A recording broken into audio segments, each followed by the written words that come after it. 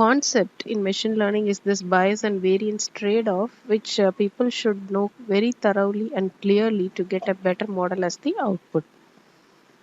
Bias refers to the errors caused due to our learning algorithm, right? And the variance is the errors caused due to our training data set. Okay, this is actually for an assumption and a basic understanding of what bias and variance is. Okay, I'll give you a simple example. Assume that you have a data set having three attributes. What is an attribute? It is the entities or the characteristics of the particular data set, that is the columns, right? And you have 1,000 rows. Okay, so what the model will do, it will try to create a pattern from these 1,000 experiences. Okay, and based on those three attributes, and it will try to come out with an output. Okay, assume you now have striped off 500 experiences. What will happen? Obviously there will exist a increase in error or cost in the system. Why? Because the number of experiences is less, right? So that's why we say in our normal day-to-day life also, as and when we become aged, our experience grow. Okay, and the maturity level based on our behavior will be very good. Okay, so that's what we call it as the variance.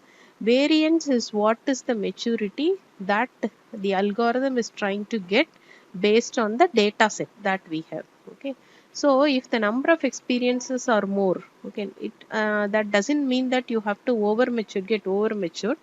Okay, so it should be in an optimal level. Okay, satisfying all the pattern creation attributes that is their part of. So, and if there are attributes convincing these experiences, we say the variance is at an optimal level.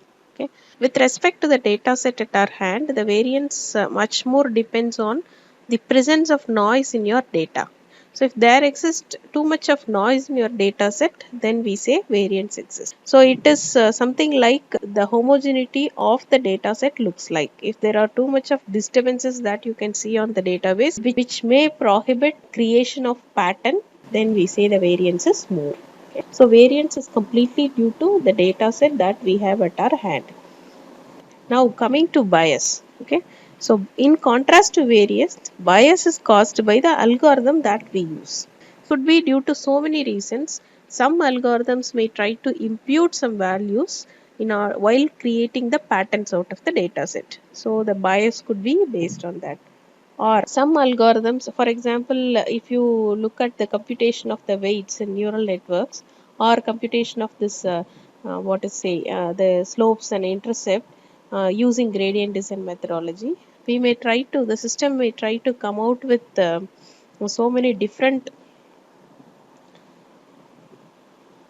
weight modifications, or it may try to impute some value which ran random, which we call it as weight, in order to identify the pattern. Okay, because of that there may be a deviation in the actual value and the value that the system predicts for you, right? So why that actual and why that difference is being caused? It is purely because of the algorithm that we use. Okay, so this bias is a parameter that is created on the system because of the algorithm that we use. Okay, you can take it in this way, and with that we will now see how when there is low variance with this. Now we will see how the variance and bias should be for a proper training model at our hand. Okay, so I just have given you a simple view, okay, of the bias and the variance. Assume that the value or the x-axis represents the bias, and it moves from 0 to a higher value, and this y-axis represents the variance, and it moves from 0 to a higher value. Okay, now this block, let us very sorry that this under, okay, un I missed out d. Okay, it should be under fitting. Okay, now you assume there is low variance. Okay, so this is low and this is high, right? As you move upwards, this is high, and if you look at here, this is low and this is high, right? So if you look at this component, what it states, it is low variance and low bias. What does it mean? Low variance in the sense the data set is proper, and it has, and all its experiences that you have collected is almost related to each other, and you don't have too much of noise in your system. So how the system will behave now? When the data set is very proper, automatically the machine can get experienced in a very well manner, and then the results that comes out of it is also very good. Okay. And coming to the bias, since the model has a very model is getting trained with a good data set having very low variance, obviously the bias will also be low. Okay, it doesn't need to change its weight too much. Okay, and hence the bias will also be very low, and you will have a proper model. Okay, so in contrast to that, let us move a bit higher to understand what is this cell represents. Okay, so this cell corresponds to low bias and a high variance. Okay, so you first understand the variance term. Variance is very high. Variance is very high. What does it convey? The data set is too much distributed, right?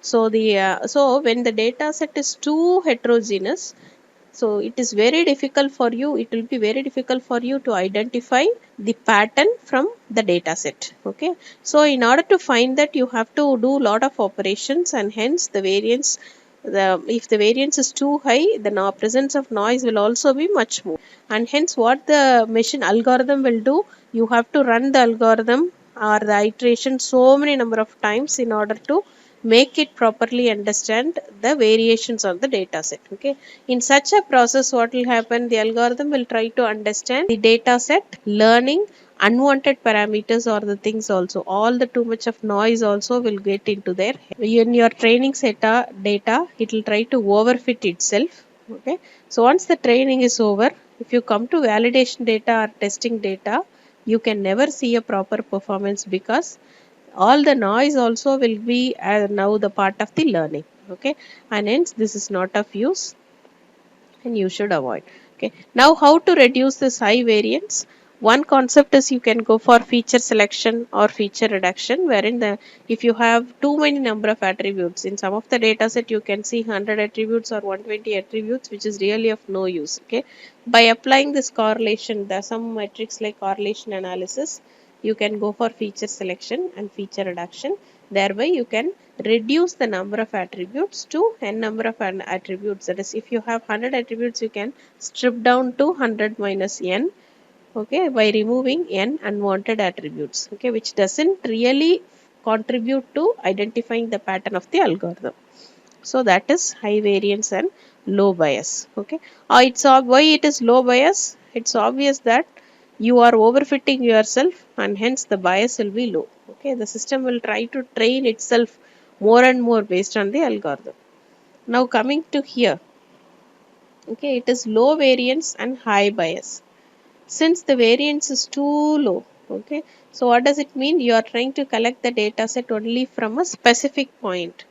You are not taking into consideration so many points of views, and hence your data set is too homogeneous. Okay, if that is the case, the system won't learn how to react in different situations, and hence it will try to, when it comes to testing, it will try to create unexpected results as the output, right? So you have too low variance, meaning that your data set either will might be too less, or even if you have enough data set, the variability is very low. Okay, that the system can't able to uh, train themselves well. So in such cases, in order for them, so if you have to wait, in such cases the system will try to insert or impute huge number of bias to make the pattern well understandable.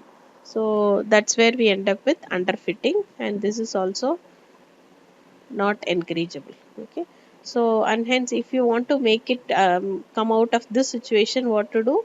You have to increase the number of data sets and the number of attributes in order to make it convincing to identify the patterns by the corresponding algorithm. Okay, and this is not at all acceptable. This is high variance and then high bias. Okay, so high variance, the data set due to the data set, and high bias due to the algorithm. If both the things are present, both the all the predicted values will move out of the required accuracy level, and you will end up with a uh, model which is not of use by anybody. Okay, so what is preferable? It is only low bias and the low variance model that will suit a perfect modeling of the system, right? So you can think of both the things as an inverse proportion, just for an assumption. So lower the bias, higher would be the variance. Higher the bias, lower would be the variance. So our task is to fit in both the things in order to bring in and accommodate onto this particular. Now coming to the algorithms of which will insert bias and which will give variance. Bias will be insert. Now this bias and variance trade-off is a factor to be understood from the perception of the algorithms also. Okay, we have seen linear regression. Linear regression tries to impute the slope and intercept in order to identify the pattern. Okay, along with the data set or from the data set, it is the algorithm is trying to give its own values. Then the probability of having or increasing the bias would be more. Okay, but if you take algorithms like decision tree, okay, it won't try to impute any values of its own. Rather, it will try to create a tree from the existing data set only. Okay, no external data will be part of it. So it's the accuracy of the model purely depends on your data set. Okay, in such cases, variance, the bias will be very low. If that kind of data sets are being used, the bias will be very low. And if at all there is an error, it might be because of the variance that exists in the system. Okay.